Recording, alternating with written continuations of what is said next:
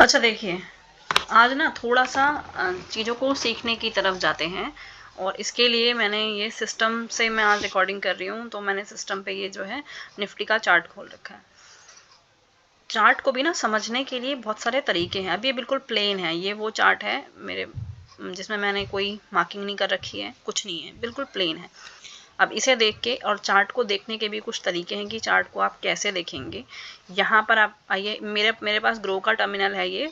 आप स्टॉक में या किसी में भी यूज़ करते हैं, वहाँ पर चार्ट्स को देखने का तरीका मोस्टली यही होता है। ऊपर यहाँ पर जहाँ पर मेरा एरो है, यहाँ पर क्लिक करेंगे तो यहाँ पर ना मिनट्स दे रखे हैं बहुत सारे, 1 minute, 2 minute, 3 minute, 5 minute, 10 minute, 15, 30, 1 hour, 4 hour, 1 day, 1 week, 1 month. ये सारे टाइम फ्रेम है, हमें इन टाइम फ्रेम पर चीज़ों को देखना होता है। टाइम फ्रेम बहुत ज़रूरी है। इन टाइम फ्रेम से हमें पता चलता है कि किस टाइम फ्रेम में जो चार्ट है, जो निफ्टी है, वो किस तरह रिएक्ट कर रहा है। ठीक है, तो अब मोस्टली अगर आप इंट्राडे करते हैं तो 5 मिनट और 1 मिनट देखना है। ठीक है, अगर आप इंट्राडे में काम कर रहे हैं तो आप 5 मिनट या 1 मिनट देख सकते हैं। अब ये चार्ट ऐसा दिख रहा है क्योंकि ये 5 मिनट पर लगा है। ठीक है, इस तरह का ये दिख रहा है क्योंकि ये 5 मिनट टाइम फ्रेम पर लगा हुआ है। अगर मैं इसी को चेंज कर दूं 1 मिनट टाइम फ्रेम पर, तो देखो इसकी शक्ल थोड़ी बदल गई। मैं थोड़ी लेमन लैंग्वेज यूज़ करती हूँ क्योंकि ज़्यादा टेक्निकल लैंग्वेज ना नहीं लोगों को समझ में आती है, फिर उसके बाद वो चीज़ों को सही से इंटरप्रेट नहीं कर पाते। यहाँ पर मैंने आपको 2 टाइम फ्रेम दिखाए हैं कि 1 मिनट है और 5 मिनट है। अगर आप इंट्राडे कर रहे हैं तो 5 मिनट है और 1 मिनट है। ये बिल्कुल इमीडिएट एक्शन लेने के लिए होता है। साथ ही साथ आपको ना कोरिलेट भी करके चलना है। 1 आवर में देख सकते हैं इसको, देखो 1 आवर में फिर और अलग, देखो 1 आवर में क्या दिखा रहा है। ये जो कैंडल्स है कुछ बोलती हैं। इन चार्ट्स को देखने में जब आप देखोगे ना तो हर एक कैंडल के बाद आपको कुछ ना कुछ रिएक्शन दिखेगा। हालांकि हमें हर कैंडल पे रिएक्ट नहीं करना होता है, चार्ट को बहुत स्टडी करना होता है। तो ये 1 आवर है। 1 आवर के बाद आप 4 आवर एक बार कंसिडर करिए और 4 आवर के साथ साथ 1 डे को कंसिडर करिए। अगर आप इंट्राडे कर रहे हैं तो दैट इज इनफ। ये 4 टाइम फ्रेम पर आप चीज़ों को देखेंगे तो आपको ना एक क्लियरिटी आएगी। अब क्योंकि मैंने निफ्टी का चार्ट खोला है, तो निफ्टी क्या है, निफ्टी एक इंडेक्स होता है। क्या होता है? इंडेक्स। ये बिहेव करता है कि इसके कंपोनेंट कैसे काम करें। तो इसके कंपोनेंट में जो सबसे मेजर है वो हम बात कर देते हैं रिलायंस की। ठीक है, यहाँ पर रिलायंस टाइप करेंगे तो देखिए अब हमें ये भी देखना है कि रिलायंस कैसा चल रहा है। इसको भी 1 मिनट पर देखिए, है ना। अब देखो रिलायंस का जो 1 मिनट चार्ट है वो क्या दिखा रहा है ना। उसके बाद इसी को 5 मिनट पर देख सकते हैं। इसके कंपोनेंट को भी देखना जरूरी है कि जिस टाइम पे हम निफ्टी को कंसिडर कर रहे हैं उसी टाइम पर निफ्टी जिनकी वजह से है वो क्या दिखा रहे हैं। देखो निफ्टी मैंने आपको बताया था, निफ्टी अपने आप नहीं चलता है। निफ्टी चलेगा जैसे उसके कंपोनेंट चल रहे होंगे ना, उसी हिसाब से निफ्टी काम करेगा।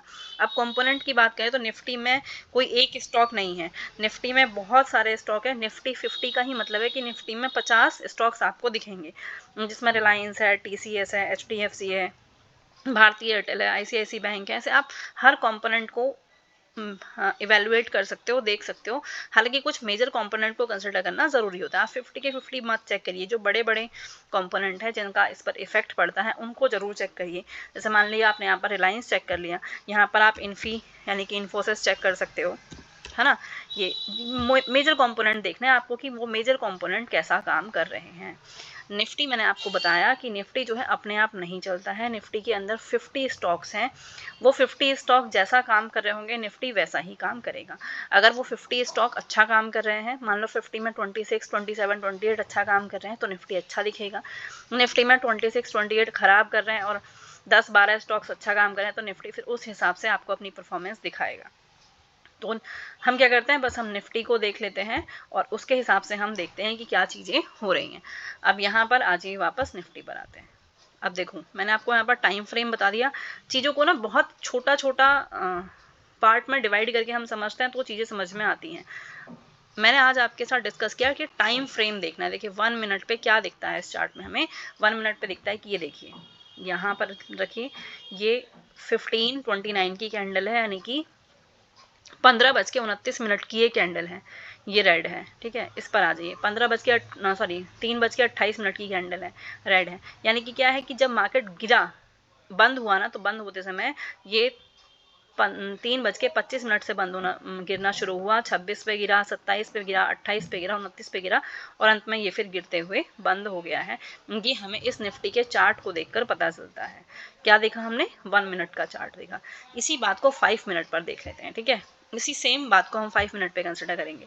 अब देखो 5 मिनट में हमने देखा तो ये वाली कैंडल है 15:25 जो दिखा रहा है, इसका मतलब है 3:25 पे एक रेड कैंडल बनी, यानी कि गिर रहा है।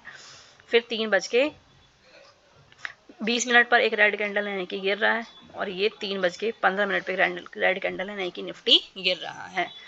ये अभी चार्ट को हम रीड करना सीख रहे हैं कि चार्ट को रीड कैसे करता है। इतना डिटेल में ना आपको कोई नहीं समझाएगा, और अगर आपको सीखना है, समझना है, तो थोड़ा सा टाइम देना बहुत ज़रूरी है। तो मैंने आपको क्या दिखाया कि 5 मिनट और 1 मिनट पे दोनों ही टाइम फ्रेम पर निफ्टी हमें कैसा दिख रहा है? डाउन में दिख रहा है। फिर आ जाते हैं रिकन्फर्म के लिए हम इसे 30 मिनट पे कंसिडर करते हैं। 30 मिनट पे देखो कैसा दिखाएंगे। 30 मिनट पे इसका क्या है कि 30 मिनट में एक ही रेड कैंडल है, और उससे पहले ये थोड़ा सा कंसोलिडेट था, या इस तरह के मार्केट को ना हम जो है साइड वेज कहते हैं। क्या कहते हैं कि ये मार्केट कैसा है? साइड वेज मार्केट है। तो भाई यहाँ पर एक मैं आपको दिखा दूँ लाइन डाल के, ये देखो ये जगह है यहाँ से, और एक और डालिए यहाँ नीचे। तो ये देखिए 30 मिनट पे हमें दिख रहा है कि ये इस तरह का कुछ काम कर रहा है, एक रेंज में है, उस रेंज को बाउंड्री बना के काम कर रहा है, उस रेंज पर ही है ना। ये हमें 30 मिनट से पता चला। तो चार्ट को आपको अलग अलग टाइम फ्रेम में देखना है। फिर मैं अभी चार्ट को क्लियर कर दे रही हूँ, क्योंकि ज़्यादा चीज़ें होती है तो फिर समझाना थोड़ा मुश्किल हो जाता है, ठीक है। तो मैंने ये क्लियर कर दिया 30 मिनट। अब देखो हमने लाइन डाल के देखा था कि यहाँ पर ये रेंज बाउंड है ना, 30 मिनट पर। अब उसके बाद अगर 1 डे पे आप देखते हो, इसे 1 आवर पे देखते हो, तो 1 आवर पे ये कुछ इस तरह का दिख रहा है। देखो रेगुलर जो है इसमें डाउनफॉल है, डाउनफॉल के बाद ये थोड़ा सा यहाँ पर कंसोलिडेट कर रहा है। ये क्या बताता है हमें? ये 1 आवर का चार्ट हमें बता रहा है कि ये डाउनफॉल दिख रहा है, और डाउनफॉल के बाद ये यहाँ पर कंसोलिडेशन दिख रहा है।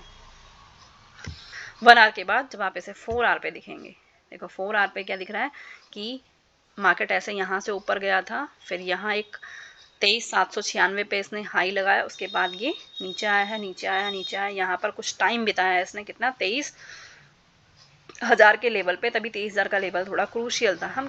हम कोई भगवान नहीं है, कोई भी भगवान नहीं होता, वो भी चीज़ें देखकर ही बताता है ना।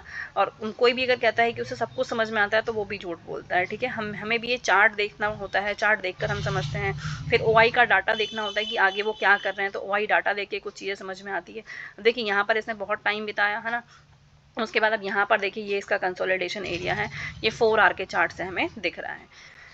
तो यहाँ क्या 4 आवर के चार्ट पे क्या देखा हमने कि यहाँ से ये ऊपर गया, और ऊपर जाके फिर ये नीचे आया, नीचे आके थोड़ा यहाँ पर टाइम बिताया है, फिर नीचे आया है, फिर यहाँ पर टाइम बिताया, और फिर अब देखो मैंने तो बोल रखा है कि गैप डाउन होगा, है ना, लेकिन ये चार्ट भी तो बता रहा है ना कि यहाँ पर इसने टाइम बिताया, तो टाइम बिता के ये रेड कैंडल बना रहा है कि नीचे की आने की तैयारी कर रहा है।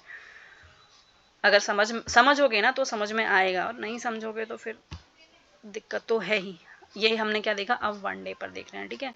1 डे पर भी हमने देखा कि इस तरह से कुछ ऊपर जा रहा है, फिर ये इसने नीचे आना शुरू किया, और यहाँ पर देखिए थोड़ा सा कंसोलिडेशन लेकर यहाँ पर एक रेड कैंडल बना के ये तैयार है। मैंने आज निफ्टी के चार्ट को आपको डिफरेंट टाइम फ्रेम में कैसे देखते हैं वो दिखाया है। 1 मिनट सबसे पहले, 5 मिनट, उसके बाद 15 मिनट से भी आप कंफर्म करते हो, क्योंकि यहाँ क्या होता है 9:15 पर पहली कैंडल बनती है ना।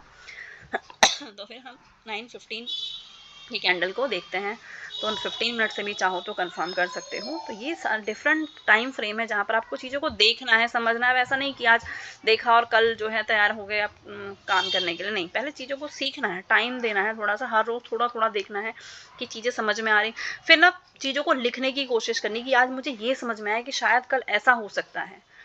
मैं जो कह रही हूँ उसे मान लो मैं गलत बोल रही हूँ, एज्यूम करो कि कोई सच नहीं बोलता, हो सकता है मैं भी आपको ट्रैप करने की कोशिश कर रही हूँ, मैं गलत बोल रही हूँ। तो खुद से चीज़ों को समझना सीखिए। यहाँ पर ये जो चार्ट है ना, ये सब कुछ दिखाता है, और यहाँ पर बहुत सारी चीज़ें हैं सीखने के लिए। इसी पूरे इस एरिया में ना इतना कुछ है सीखने के लिए कि अगर आप इसमें भी मास्टर हो जाओगे तो आपको कोई ट्रैप नहीं कर पाएगा। खैर, अगर वीडियो अच्छी लगी हो तो लाइक शेयर सब्सक्राइब कर देना, और ना अच्छी लगी हो तो आपका मोस्ट वेलकम है कि आप कोई एडवर्स कमेंट भी कर सकते हो, क्योंकि देखो बोलने की आज़ादी सबके पास है। आप बोल सकते हो कुछ भी, आपके कमेंट्स का बहुत बहुत वेलकम रहेगा। Thank you very much.